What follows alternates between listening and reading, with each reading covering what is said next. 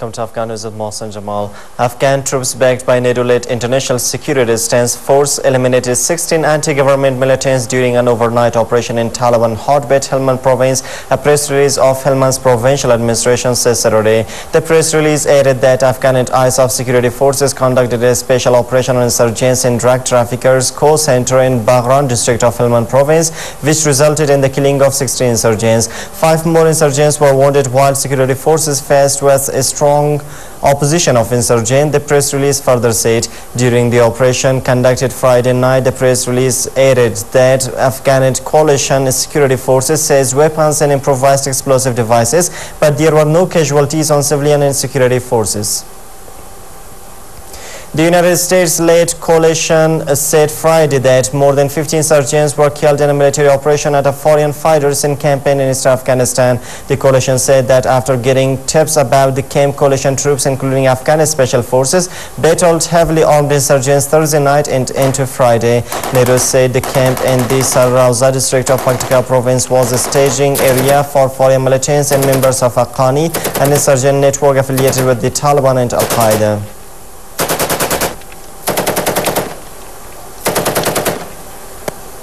A gunman dressed in police uniform opened fire at a U.S. camp on Utøya Island, killing at least 84 people. Nearly 2 hours after a bomb blast killed 7 people in the government district in the Norwegian capital Oslo. Anders Breivik, a 32-year-old Norwegian, has been arrested after the shooting incident on Friday. Police also linked him to the Oslo bombing, with reports saying that the detained man had links to right-wing extremism.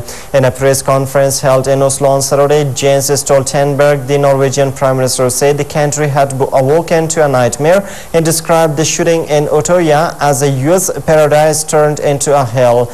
The Prime Minister, who was not in his office at the time of the blast, said some members of the government died in the Oslo bomb attack. There was no immediate claim of responsibility for either of the attacks.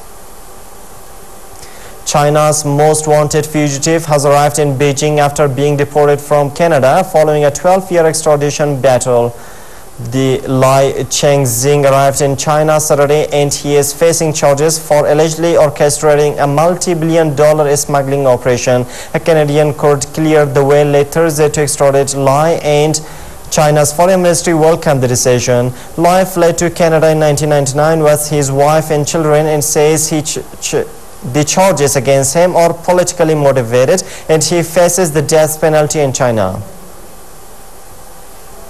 The Libyan capital was rocked by a series of explosions thought to be the result of NATO airstrikes early on Saturday, reports said. 4 blasts rocked the hotel where international media were based and a 5th was here slightly further off. A witness said, but there was no official word on what were the possible targets or if there were any casualties. Earlier, the opposition had escalated its offensive against Gaddafi's forces east of Tripoli, capturing one of the most prominent government commanders along the way. While Libyan leader Muammar Gaddafi has ruled out talks with the opposition fighters seeking to end his 41-year rule, a spokesman for his government has expressed interest in entering into a dialogue with the United States. Syrian democracy activists say security forces have killed as many as 11 civilians amid anti-government protests by more than 1 million people across the country. 5 civilians were killed early on Friday in the central city of Homs when tanks were deployed to halt ongoing protests, residents said. A further 6 were later shot dead in protests in Homs and in the Damascus suburb of Maliha and the Idlib area in Syria's northwest, according to the Ammar Qarabi, the head of the National Organization for Human Rights and opposition group. Meanwhile, 2 explosions were heard overnight on Friday from inside the Syrian Army War College in Homs. 2 residents said, adding that the sound of heavy gunfire was heard and ambulances were seen heading towards the compound.